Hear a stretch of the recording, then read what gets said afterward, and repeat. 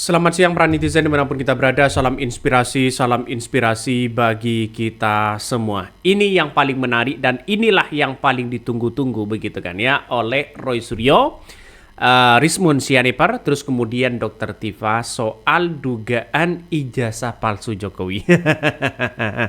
Ternyata seorang Jokowi terpancing begitu kan ya dengan emosi-emosinya begitu ya. Nampaknya ya Jokowi terlalu serius ya sampai-sampai ya kuasa hukumnya ya pengacaranya luar biasa. Dan saya kira ini berlebihan begitu. Kenapa berlebihan, Bang? Ya cukup satu kalau ingin benar-benar melaporkan begitu kan. Ya kalau memang benar-benar asli, ya kuasa hukumnya cukup satu lah begitu. Kenapa kok begitu banyak? Ini kan ngeri. Kata Roy Suryo yang paling menarik begitu kan ya. Kata Roy Suryo ketika mendengar bahwa dirinya dilaporkan begitu ya. Justru ya kata Roy Suryo tertawa lebar. Justru Roy Suryo mengatakan, wah ini ide yang bagus ya. Saya nggak takut katanya begitu kan ya. Justru ini bagus ya karena ini harus ya untuk mempercepat ya pembuktian ijazah dugaan ijazah palsu Jokowi, kata seorang Roy Suryo. Lucu. Kami berempat ya, saya, Dr. Rizmon, Dr. Tifa, dan juga Pak Rizal Fadilah itu akan dituntut dengan pasal 160 KUHP, di mana itu adalah pasal penghasutan ya. Ini benar-benar lucu. Nggak apa-apa ya, kalau pasal yang dulu memang pernah sukses digunakan untuk melakukan kriminalisasi terhadap salah satu ustadz waktu itu sukses. Tapi waktu itu memang ada kekuasaan atau ada rezim yang memang mungkin dilawan oleh beliau ya gitu dan sukses. Tapi sekarang kita buktikan saja nanti apakah Presiden Prabowo masih akan membiarkan anak-anak bangsanya yang kami ini sebenarnya ingin mengungkapkan kejujuran dengan ilmu pengetahuan dan teknologi.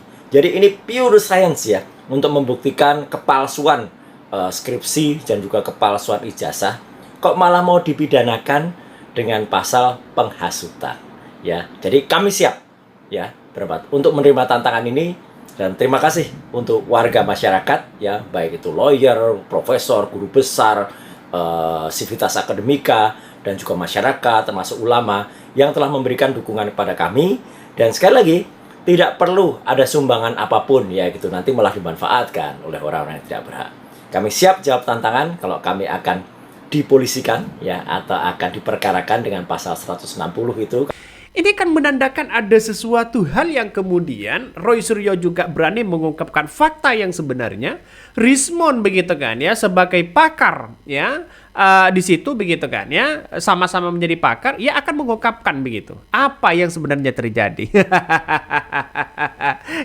kan ini nampaknya ada nuansa saling membenarkan satu sama lain. Makanya ini di persidangan ini sangat baik. Makanya saya apresiasi luar biasa ya.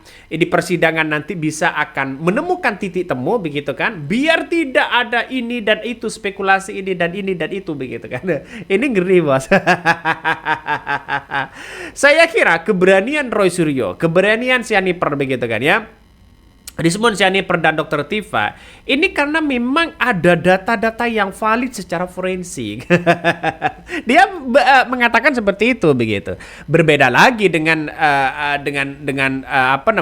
Abraham Samad begitu. Abraham Samad mengatakan jangan sampai ada ketidakjujuran di pengadilan nanti begitu. Ngeri kan pada akhirnya. Jadi saya kira kekuatan dari Jokowi ini begitu kan ya, sampai pengacaranya banyak, kuasa hukumnya banyak dan sebagainya, buat apa juga? Toh pada hakikatnya dampaknya apa kepada masyarakat? Saya tidak begitu terlalu mengikuti dengan hal-hal seperti itu begitu kan. Artinya apa? Artinya berspekulasi sana sini ya menurut saya pribadi kalau memang asli biarkan aja, tidak usah melapor. Kenapa Bang? Ya karena kita lihat saja bahwa pembuktian itu cukup dibuktikan saja. Wah ini ijazah saya, ini ijazah saya misalnya begitu kan. Ya buktikan aja ini ijazah saya.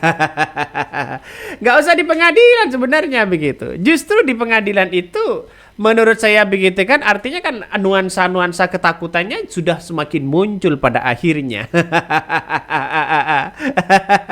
Artinya kan Jokowi sudah terpancing dengan hal-hal kayak begitu kan. Jadi apa namanya?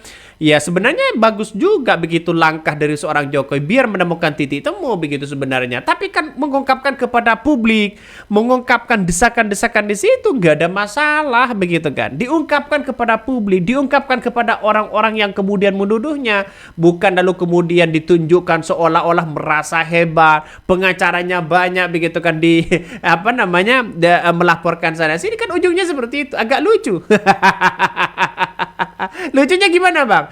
Masa iya mantan wakil presiden melaporkan begitu kan ya, melaporkan orang-orang yang menuduh itu. Ini kan itu justru ini kan menurunkan citra dirinya begitu.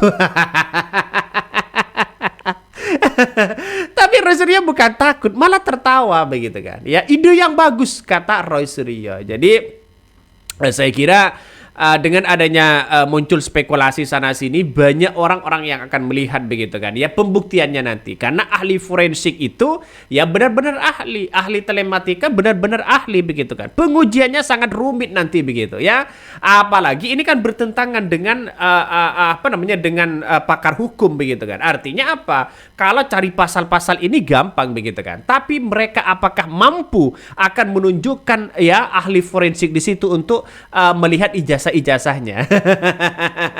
Ya kita lihat saja nantinya begitu kan. Semoga saja ya, semoga saja ijazahnya itu sesuai dengan yang beredar ya, sesuai dengan yang beredar. Kalau sesuai dengan beredar maka bisa dipastikan begitu kan ya, akan menemukan titik temu di situ. Tapi kalau berbeda, ini kan harus diuji lagi secara forensik, diuji lagi secara ya telematika begitu.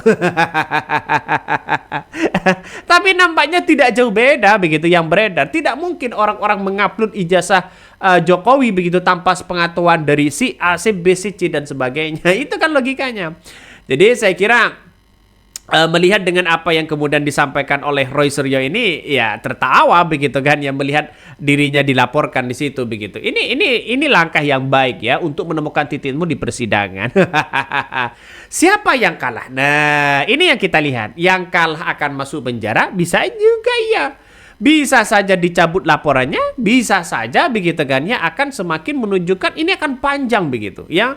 Ini akan panjang begitu sana sini, mulai dari persidangan, mulai dari persiapan, mulai dari uji coba dan sebagainya begitu kan ya. Semoga saja fair, penegak hukum semuanya fair begitu kan ya, biar menemukan titik temu di situ. Tapi saya yakin orang-orang di belakang Roy Suryo ini bukan Roy Suryo sendirian. Pasti banyak orang-orang mereka begitu kan ya. Ya kita tunggu saja nasibnya bagaimana begitu. Tapi yang jelas kami masalah dugaan ijazah yang kemudian dilontarkan sana sini begitu kan ya, banyak yang kita lihat bahwa apa namanya dugaan ini dugaan itu dan sebagainya begitu. Bahkan komentar netizen apa? Komentarnya nih, cara pegang map dengan menggulungnya mungkin ahli bisa menerangkan tingkah laku tersebut. Biasanya kalau dokumen penting minimal pakai binder bawahnya ya, masa pakai amplop lembaran kerja. tipis amat mapnya begitu kan. Ini komentar dari netizen begitu kan. Artinya secara tidak langsung bisa ditebak begitu kan. Ya bisa ditebak di situ. Tunggu saja di persidangan. Karena apa? Karena ahli forensik itu benar-benar ahli begitu kan. Untuk menunjukkan itu. Ya saya kira UGM bisa saja terlibat dalam artian bahwa akan diminta keterangannya di situ begitu. Dan muncul spekulasi seperti ini, justru seorang Jokowi menurunkan citranya sendiri yang menjadi dampak kepada Gibran di tahun 2029. Kenapa Bang kok seperti itu? Ya karena kita lihat saja ya, seharusnya ya seorang Jokowi ini sudah terpancing untuk melaporkan itu begitu. Padahal ya senyatanya begitu. Kalau saya pribadi melihat bahwa kalau seorang Jokowi tidak melaporkan, maka citra Jokowi dan anaknya itu semakin langgeng begitu kan. Kok bisa, Bang? Iya, karena orang begitu banyak perhatian kepada seorang Jokowi. Perhatian sana sini, dituduh sana sini, mereka santai, mereka tenang, mereka tidak terpengaruh emosinya. Tapi pancingan Roy Suryo ini dengan kawan-kawannya begitu kan, bisa menunjukkan bahwa seorang Jokowi emosional. Kenapa, Bang? Yang dilaporkan, setelah dilaporkan blunder mereka, citra seorang Jokowi ya secara elektabilitas Gibran nanti di tahun 2029 sudah turun mereka begitu. Karena semua orang tidak akan begitu simpati. Kalaupun toh pada hakikatnya ijazah itu memang misalnya asli atau palsu, ini kan menjadi dampak juga kepada dirinya. Kan itu logikanya begitu. Karena apa, Bang? Karena Roy Suryo, ya, Dr. Tifa, terus kemudian Rismon begitu kan, ya, Rismon, ya tidak sampai mereka ya melaporkan Jokowi, tidak sampai di situ. Dia hanya berasumsi melihat dengan data yang ada secara forensik dan telematika begitu kan, ya. Dan itu akan menjadi dampak ya positif kepada seorang Jokowi kalau Jokowi tidak melaporkan itu. Tapi kalau melaporkan, ini kena pancingannya ini begitu kan. Secara komunikasi politik ya seperti itu pada akhirnya. Jadi terpancing dengan nuansa-nuansa itu begitu ya, terpancing. Coba bayangkan, seorang Jokowi 10 tahun, mereka diduga ini, diduga itu begitu, mereka tidak melaporkan apa-apa. Dia, ya maksudnya seorang Jokowi tetap dibicarakan itu begitu kan. Tapi sekarang ya emosinya sudah muncul, pancingan dari Roy Suryo dan semuanya sudah mulai memuncak. Pada akhirnya tahu sifat Jokowi seperti itu. Mulai muncul sifat-sifat seorang Jokowi begitu kan ya. Jadi artinya apa? Artinya ya bisa saja tidak jauh berbeda dengan sosok Gibran yang dianggap kalem sama dengan seorang Jokowi memimpin santai begitu kan ya. Tapi pada ujung-ujungnya punya firasat yang kemudian bisa saja ada yang mengatakan ini balas dendam dan sebagainya. Itu banyak ya yang berspekulasi itu begitu. Tapi melihat dengan sebuah realitas ini ya, kalau ditunjukkan di pengadilan ya silakan. Ini akan panjang, 1 tahun tidak akan pernah selesai begitu ya. Makanya dengan adanya seperti ini misalnya begitu kan ya, Rismon, terus kemudian Roy Suryo, Dr. Tifa, lalu kemudian dijadikan tersangka terlebih dahulu, wallahu alam begitu kan. Ini kan ngeri pada akhirnya. Pada akhirnya kan ngeri-ngeri sedap ya. Jangan sampai Roy Suryo, Dr. Tifa dan Rismon ini dijadikan tersangka terlebih dahulu. Maka akan bukti-bukti itu ya mau gimana begitu kan, jaringan-jaringan mereka bisa saja ya tidak bisa lagi begitu kan ya. Dengan pembungkaman bisa saja itu terjadi begitu kan ya. Kita lihat saja karena pembungkaman itu banyak sekali pada akhirnya. Coba kita baca ya beritanya begitu kan ya, komentar dari netizen ini banyak sekali pro dan kontra ya.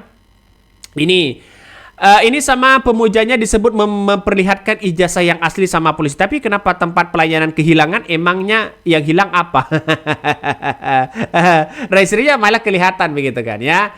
Kita lihat bagaimana cara Jokowi memenjarakan Roy Suryo. Dengan pasal apa? Jika Jokowi melaporkan Roy Suryo CS ke Polda Metro Jaya, Jokowi harus menunjukkan ijazahnya sebagai rujukan atas laporan itu. Dan ijazahnya diuji digital forensik. Iya begitu kan.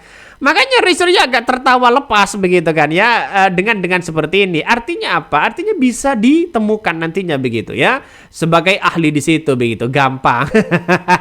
Makanya yang saya katakan tadi ya, Jokowi ini terpancing dengan melaporkan itu begitu ya. Kalau ini tidak dilanjut ya, maka ini akan menjadi gertakan sambal pada akhirnya. Kan itu.